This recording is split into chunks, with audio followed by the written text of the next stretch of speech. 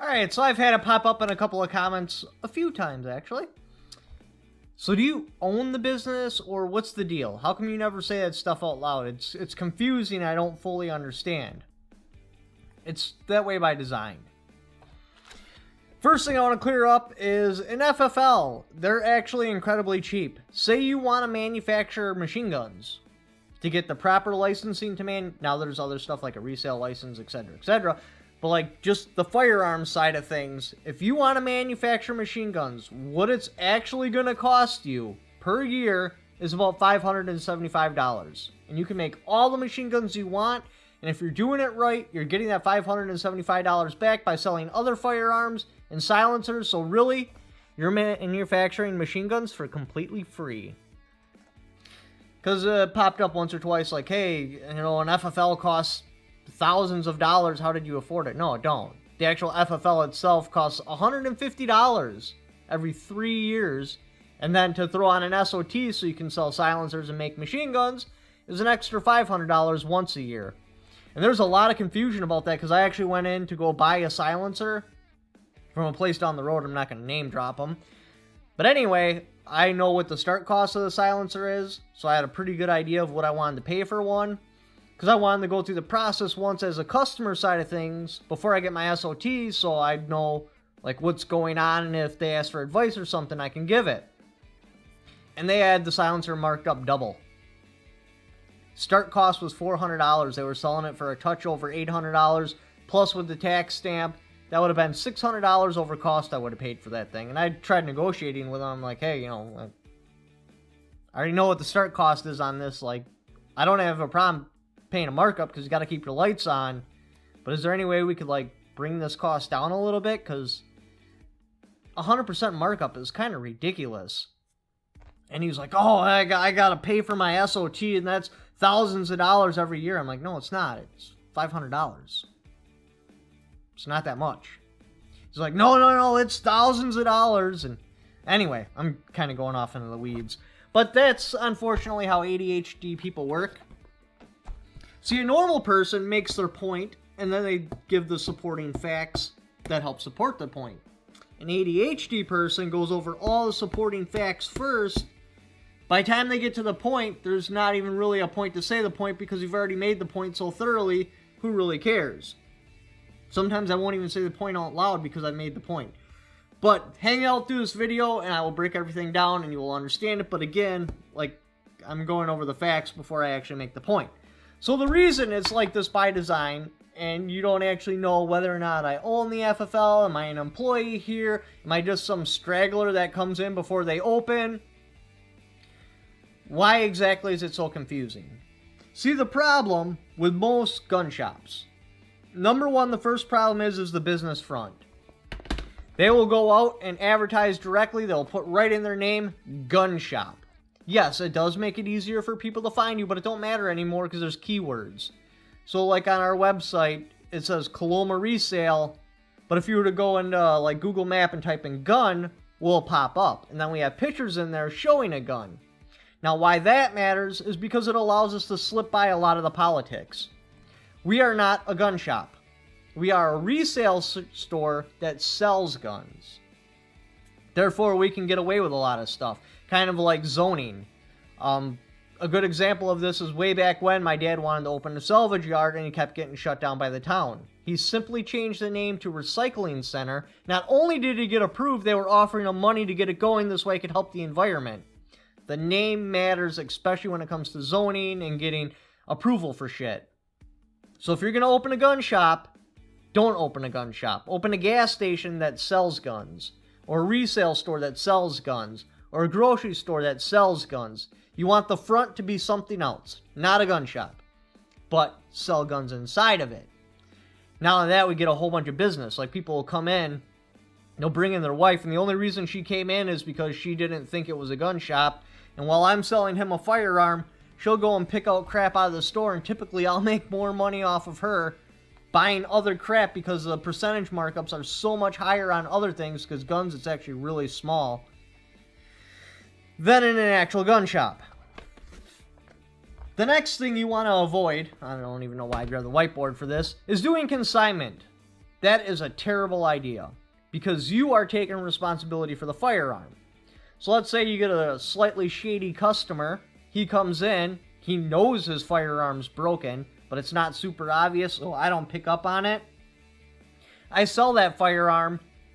Now the customer who bought it is like, hey, this is broken. So what, do I have to try to get a hold of this guy and track him down to cover it? Because that's his firearm. We're selling it on consignment. We're selling it for him. Or do I fix it? Either which way, if you want to keep good customer service, you're going to take the cost of that and you're going to lose money on there. And consignment markup is typically 10%. You can hunt down deals and just buy firearms when they're on super ultra mega sales and get a higher percentage than 10%, and it's backed up by a manufacturer warranty, eliminating you from any sort of warranty claims. The next problem with consignment is, so let's say over there on the wall I got this beautiful 19, we'll just say an M1 Grand.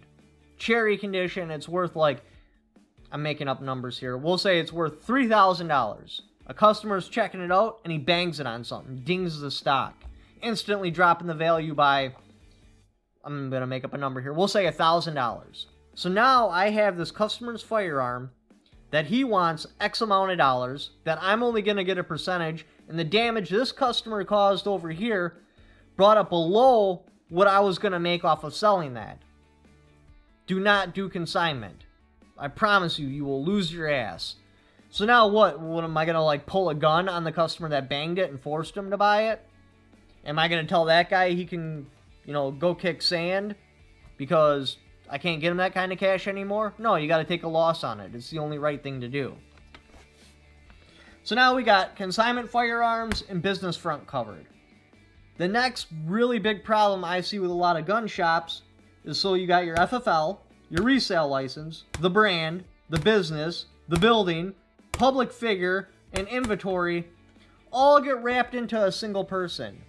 So if anybody came after him politically, all they would have to do is rub him out and the business is gone, because he had everything in his name. We have it set up a little bit different. Yeah, he has an LLC protecting his personal assets, but it doesn't matter. Losing a business, you really lose some money. So the FFL, whose name is that actually in? Well, we actually have that in an LLC. Now, they did force us to sign it because originally we weren't even going to sign it. We were just going to use it, but none of the manufacturers would sell us guns unless one of us signed it. And my dad ultimately signed it. Before we were an LLC, when we got our FFL, it was me, my dad, and my stepmom that all applied for our FFL, but they said only one of us could have one. And they're like, well, who's going to get it? And we're like, does it really matter? And they're like, well, no, but somebody's got to get it. They're like, okay, who has the resale license? Well, my stepmom. Who owns the building? Well, my grandma. Who is in charge? And my dad's like, well, I'll take that. And so they actually lost their shit when my dad was going to sign it, because he doesn't have any other invested interest in this, like on paper, aside from the fact that he has signed the FFL. Eventually they did let him sign it. So the FFL is actually in our LLC, but it does have my dad's signature on it. So who's got the resale license? Again, an LLC, but again, you have to sign it. That would be my stepmom. The brand. Who has the brand? Who has the actual name Coloma Resale? Well, that would be our LLC. That actually is completely the LLC. So if we ever wanted to ditch this LLC, we'd also be ditching the brand. The business. Again, LLC. The building. See, I'm going over to the things that we do to insulate us from personal attack. Obviously, I'm only covering the public stuff, because there would be no reason to show you the aces up my sleeve unless we had to use them. But the actual building itself, my grandma owns it. Now, we set it up with a lawyer and everything, so she is technically the bank. So if somebody were to come after us, they couldn't come after the bank because there is no bank. But they couldn't come after us directly to try to take the building because we don't own the building. My grandma owns the building, and we're just paying her interest and payments. So therefore, even if they were to like totally smash us down, remove our LLC, remove our FFL, we still have control over the building. but we don't have control over the building. Therefore, it can't be taken from us because it's not our building to take. But they can't go to a bank and try to undermine us that way, which they have tried. That's why certain credit card companies and that won't work with firearm shops. We were able to avoid all this because we're not a firearm shop. We're a resale store that happens to sell firearms. That's how Walmart doesn't ever get affected by this stuff, because they're not a gun shop. They just happen to sell guns. So we were able to still use all those credit card companies and that not have a problem, because we're not a gun shop. We're a resale shop that sells guns. So they can't ever take the building because it's disconnected from us.